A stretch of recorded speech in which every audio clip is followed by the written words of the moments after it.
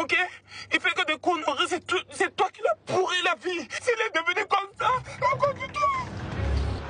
Quelques minutes plus tard, sa mère se présente. Je vous explique rapidement, madame. Donc votre fils, on l'a pris sur l'autoroute à faire du stop.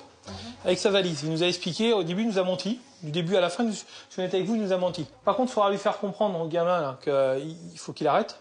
Il faut qu'il arrête ses bêtises, déjà. Il écoute. Ouais, il écoute. Mais bon, il a déjà eu affaire, il faut savoir quand même que, si vous n'êtes pas au courant, il y a 3 jours, il a eu affaire déjà à mes collègues pour des vols de sandwich à la station. Pas vous, mais vous étiez avec les jeunes hommes qui ont volé. On est clair? Donc ça encore, vous apparaissez. Alors oui, c'est pas vous qui avez volé, mais vous étiez encore avec eux. Par contre, si je vous revois sur l'autoroute, c'est moi qui vais m'occuper personnellement de votre cas, et on va aller voir le procureur. On est clair? Allez, ça va aller, monsieur? Bonne journée. Et la dernière fois que j'ai affaire à vous, on est clair? Le jeune homme repart en scooter. Vous déposez, madame.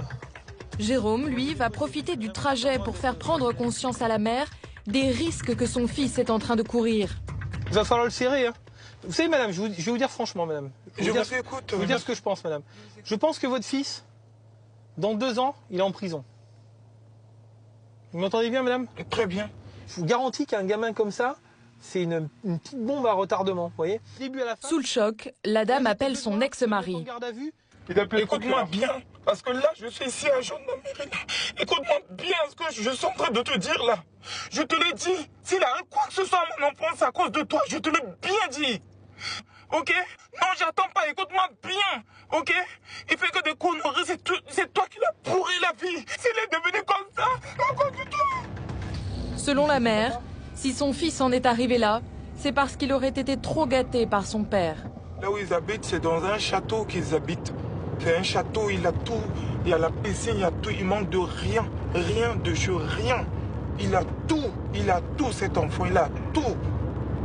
Le château, ça fait 4 étages. Il est pourri, gâté par son père. Moi, c'est moi qui porte le pantalon, je suis sévère avec lui.